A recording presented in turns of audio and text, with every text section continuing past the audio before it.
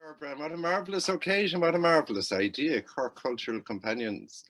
Um, the marvellous thing about growing up in my beloved Cork is that I always felt companioned. I remember at the age of 16, myself and Mick Hannigan, that great man, um, gazing in the window of the gallery on Labbit's Quay at actually an exhibition of paintings by Morris Desmond, and thinking how marvellous it would be to be invited to something like this.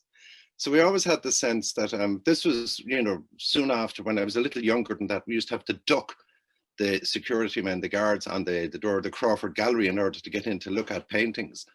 And what a transformation there has been in Cork since those years. What a welcoming atmosphere now all of the cultural institutions have. And nobody now would hesitate to go to anything in Cork. We've produced an enormous number of painters, musicians, writers over the past 3 or 4 decades. The Indie Cork Festival has world status, set up by Mick and Una. And there's a richness now in the cultural life of Cork. And there's a richness in the imagination of the city. This partnership, to me, epitomizes that kind of imagination. All of these different bodies and authorities getting together to ask the great question, what is to be done? But of course, there's always a question of access. And we've gone to great lengths to ensure that class barriers to access have been broken down, that gender barriers to access to the right to make and to be and to do, to attend have been addressed.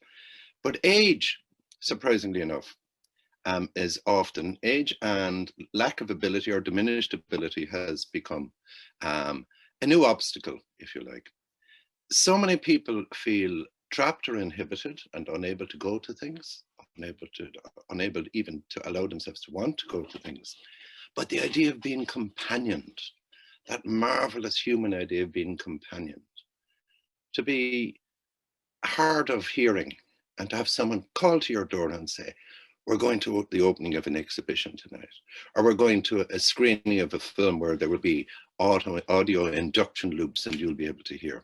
But to have somebody to talk to afterwards about what you've seen or about what you've heard, that's a marvelous thing.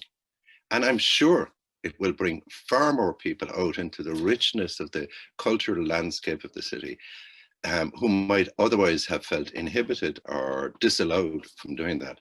So on that basis, it's a marvelous thing. But culture is companionship. Nobody can ever fully experience a book unless, having put it down, they can think, I know who I should talk to about this.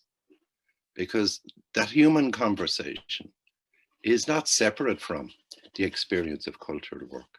It's an absolutely inextricable element in that web. The flow of talk, I know I hate to quote myself, but the human flow of talk is all we have. Meaning is never singular. Meaning is never just your experience of a play. It's sharing it with other people who were at the play, who have seen the play, sharing it with the author of the play, the actors in the play. And meaning is collective. We put meaning together. Our beautiful city is woven in webs of talk, of consideration, of reflection, and daring acts of the imagination. Those acts of the imagination are not confined just to those who make the work, but to those who experience the work. I mean, I could speak personally and say, I've often discovered things in a poem that I wasn't aware of there until somebody who's read the poem comes up and says, do you know where you say it means? Oh, right, hadn't thought of that. And everybody, and all makers are familiar with that. And the idea of adding a new cohort to that audience, of adding a new level to that conversation is extraordinarily attractive. Also, has been my experience that once people begin on something like this, it's impossible to predict where it will go, what new things, what new ventures, what new initiatives will come out of that. So I think this is a marvelous initiative. I'm delighted to be an ambassador for it. I hope that the fact that my hair has now gone white has got nothing to do with being asked to be an ambassador. I'd hate to think that I've become in any sense respectable in that old-fashioned sense. But I know I live at a distance. I was asked once, do you miss Cork? And my answer was, I never left Cork. I just live elsewhere.